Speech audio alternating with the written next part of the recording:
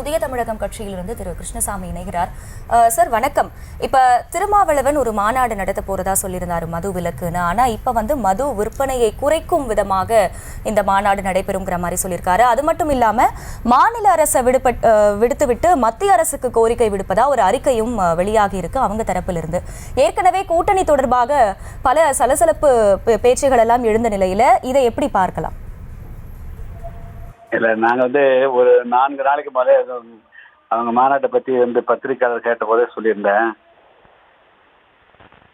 இது மதுவிலக்கு அப்படிங்கிறது அதை ஒரு புனிதமாக கருதி ஆழ்ந்த உணர்வுகளிலிருந்து தமிழ்நாட்டு மக்கள் மீது பற்று கொண்டு தமிழ்நாட்டு மக்களை மதுவினுடைய பிடியிலிருந்து விடுவிப்பதற்கான ஆத்மார்த்தமான போராட்டமாக இருக்க வேண்டும் அப்படிங்கிறது தான் எங்களுடைய பார்வை. அந்த அடிப்படையில் தான் நாங்கள் கடந்த 10, 15, 20 வருடமாகவே புதிய தமிழகம் கட்சி துவங்கப்பட்ட காலத்திலிருந்து இந்த மதுவுக்கு எதிரான போராட்டத்தை நடத்தி வருகிறோம். இதில் பல அரசியல் கட்சிகளும் உணர்வுபூர்வமாக பல பேர் வடக்கு மாவட்டத்தை மையமாக கொண்டிருக்கூடிய சில கட்சிகள் அதை முன்னெடுத்திருக்கிறார்கள். நாங்கள் கட்சி துவங்கப்பட்ட காலத்திலிருந்து அப்பெல்லாம் சாராயம் காய்ச்சி கொண்டிருந்த காலம். சாராயம் காய்ச்ச மாட்டோம், சாராயம் வடிக்க மாட்டோம், குடிக்க மாட்டோம், விற்க மாட்டோம் அப்படின்னு சொல்லிட்டு ஒவ்வொரு ஊராக மக்களிடத்திலேயே உறுதிமொழி ஏற்கக்கூடிய அளவிற்கு அரசையும் வலியுறுத்தினோம். அந்த பாதிப்புக்கு ஆளான மக்களிடத்திலும் உறுதிமொழியை கொண்டோம். இன்னைக்கு வரலும் புதிய தமிழகம் கட்சியினுடைய நிர்வாகிகளிடத்திலே கூட ஒவ்வொரு கூட்டத்திலேயும் அந்த உறுதிமொழி எடுத்துக்கொண்டு வருகிறோம். இப்போ நாங்க நீங்க பாத்தீங்கன்னா கடந்த 2 வருஷத்துக்கு முன்னாடி மிகப்பெரிய அளவுக்கு பேரணி, அதாவது டாஸ்மார்க்ல 1 லட்சம் கோடி ரூபாய்க்கு மேல ஊழல் நடக்குது, சட்டவிரோதமான பார்கள் நடத்துறாங்க, 20க்கும் மேற்பட்ட மது ஆலைகளை ஆளுங்கட்சியினர் நடத்துகிறார்கள்.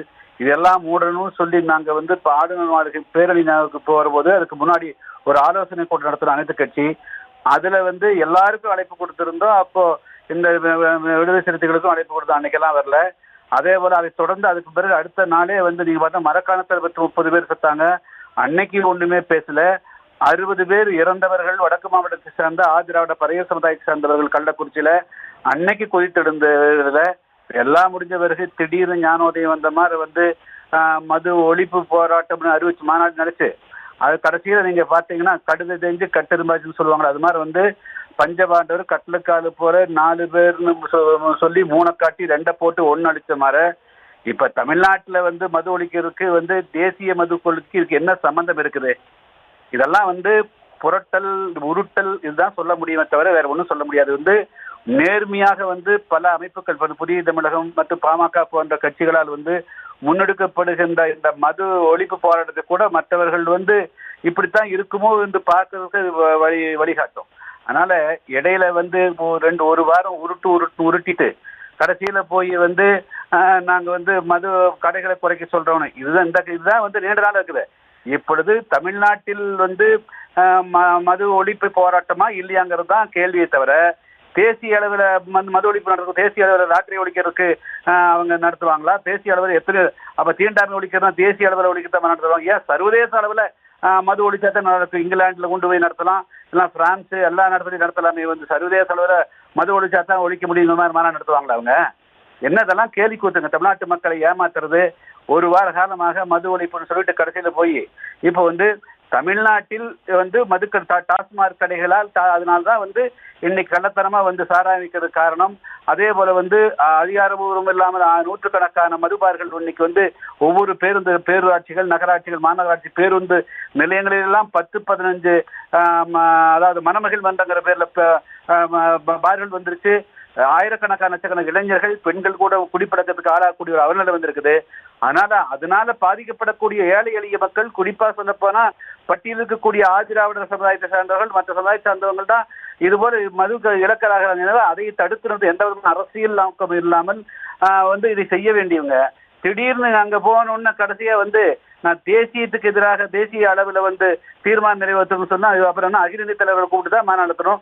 அதையே அங்கே கள்ளக்குறிச்சி நடத்துறாங்க, நேராக கல்கத்தாவில் நடத்தலாம், இல்லை டெல்லியில் நடத்தலாம், இல்லை காஷ்மீர் கொண்டு போய் நடத்தலாம், அங்கதான் நல்லா இருக்கும். ஆச்சா, இதெல்லாம் தமிழ்நாட்டு மக்களை ஏமாற்றக்கூடிய பித்தலாட்டம். இதை விட ஒரு கேவலமாக யார் அரசியல் செய்ய முடியாது. முதல்ல தமிழ்நாட்டில் மது விலக்கு ஒழிக்கிறதுக்கு என்னது? எப்படி திமுக தானே வந்து மதுக்கடைகள் நடத்திட்டு இருக்குது, அங்கதான் ஆளுகள் நடத்துறாங்க. அவங்களை எடுத்து பொருள் கொடுக்கப்பட்டு அவங்கள கூட்டிட்டு போய் நீங்க என்ன மாநாடு நடத்துவீங்க? இதெல்லாம் யாரை ஏமாத்துறது? இதெல்லாம் என்ன அரசியல்? தமிழ்நாட்டு மக்கள் வந்து ஏமாளிகள் நினைச்சுக்கிறது அர்த்தமா? அது 20 ஆளுகளுக்கு அதிபர்கள் 2-3 ஆளை தவிர பாக்கி எல்லாம் இருக்கிறது திமுக தானே. அப்ப அவதி எடுத்து போரிடம் வந்து கடைசியில தேசிய அளவில் கொள்கை கொண்டு வருதுன்னு என்னதெல்லாம் என்ன பேசுது? இது வந்து தேசிய அளவில் பேசுறது நாடாளுமன்றத்தை தான் பேசணும். இதுக்கு மாநாடு வந்து கள்ளக்குறிச்சியில் மாநாடு போட்டு எப்படி வந்து தமிழ்நாட்டில் வந்து மது ஒழிக்க முடியும்? அதுக்கு ஏற்கனவே நிர்மலா சீதாராமன் அவர்கள் நாடாளுமன்றத்தில் அழகா பதில் சொல்லிட்டாங்களே, நீங்க முதல்ல போய் தமிழ்நாட்டில் மதுவை ஒழிச்சிட்டு வாங்க, அதுக்கு பிறகு தேசிய அளவில் ஒழிக்கலாம் அப்படிங்கறத அவங்க சொல்லிட்டாங்களே. அப்புறம் இதுக்கு மீண்டும் வந்து தேசிய அளவில் மது கொள்கை கொண்டு வர்றதுக்காக வந்து ஒரு மாநாடு தேவை? இதுக்காக அந்த ஒரு வாரமா வந்து மாநாடு மது ஒழிக்கிறது மாநாடுன்னு சொல்றது. தமிழ்நாட்டில் மது ஒழிக்க வேண்டும் என்று சொன்னால் இன்னைக்கு ஆட்சி இருக்கக்கூடிய திமுக அரசு மது விலக்கை வந்து அவங்க ஏற்கனவே எதிர்கட்சியாக்கிற போது ஸ்டாலின் அவர்களே வந்து மதுக்கு எதிராக குரல் கொடுத்திருக்கிறாரு. எனவே அதன்படி கொடுத்த தேர்தல் நேரத்தில் கொடுத்த வாக்குறுதியின்படி மதுக்கடைகளை மூட வேண்டும் என்றுதான் வலியுறுத்த.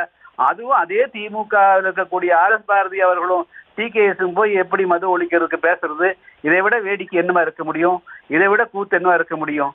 அதனால வந்து நாங்க முதலே சொல்லிக்கிறோம். ரைட். இணைப்பில் இணைந்து உங்களுடைய கருத்துக்களை பகிர்ந்து கொண்டமைக்கு நன்றி திரு கிருஷ்ணசாமி. அடுத்தபடியாக பாமகவிலிருந்து திரு பாலு இணைகிறார். சார் வணக்கம். இணைப்பில் இணைந்தமைக்கு நன்றி.